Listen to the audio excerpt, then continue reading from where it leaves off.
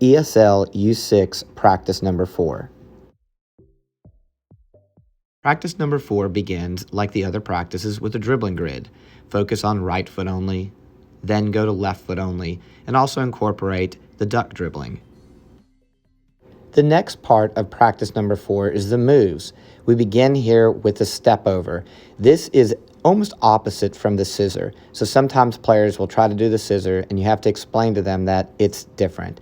Coach Caleb has to be very interactive. So he has to take the time to demonstrate to players very slowly, like demonstrating in slow motion, and then give players a chance to practice it on their own. Again, this portion of a U6 practice has to be very focused by the coach to give every player the attention they need to make sure that they're learning the move. So Coach Caleb will demonstrate the move to them and give players a few minutes to work on it. If they struggle, he can stop things, make sure that everyone is paying attention to him, demonstrate, evaluate, and when players do it well, be a positive reinforcement. If players struggle, stay very positive. Give them compliments for things like great balance, you're almost there, good work, good job, you're close, you can almost do this. And the more and more that players are working on it, the better they should get. But again, pull players aside and work with them individually if they're having trouble grasping the concept. And if they accidentally mix in some other moves, that's fine, but make sure that they understand what an actual step over is. The next move to learn is the hook turn. This is a very easy move for players to use in games. So that's why it's really important to begin teaching it with detail and practice so it gives players the idea that they can be successful with moves when they're actually playing games. The hook turn, when you teach it, focus on the part of the foot to use. It's not just the bottom part of the foot. It's a bottom part of the front of the foot, almost up where the toe is. And players are going to use the bottom part of their foot to quickly flick it across their body. Building on hook turns is going to be hook and takes. Now this one is a little more difficult. However, young players can use it. It's very important that this is demonstrated very carefully with players and they practice it in slow motion.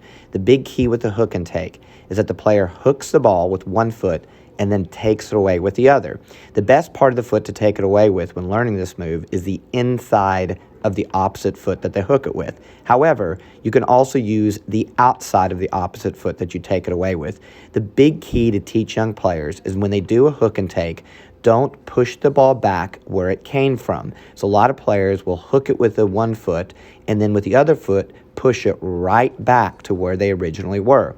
You have to teach them that the idea of a hook and take is to hook it and then push it away to open space where they can dribble away. And one final note, don't sell your players short just because they're U6s. They can learn these moves. Okay, time to play a game. Remember, the players need games mixed in to keep their interest level and to keep things fun. This is cone attack. They've played it before, but let's review it. As you can see, Coach Caleb has laid out cones, and when he says go, players are supposed to knock as many cones over as they can. And if they knock a cone over, they can knock it back up the right way again. But the idea is to hit your ball against each cone and see if you can flip it. Players can play from a distance. They can dribble right next to it. The only thing we encourage players not to do is don't step on the cones. Step over the cone, go around the cone, but don't step on our poor little cone. Practice number 4 is going to end with a scrimmage. The scrimmage is going to be 3v3. You can have 2 players on the field and 1 in goal, or you can have 3 players on the field. When they scrimmage 3v3, the idea is to let them play as much as possible. That being said, correct players on some of the basic concepts that they've learned in practice, such as using moves, such as looking up, and such as passing to teammates.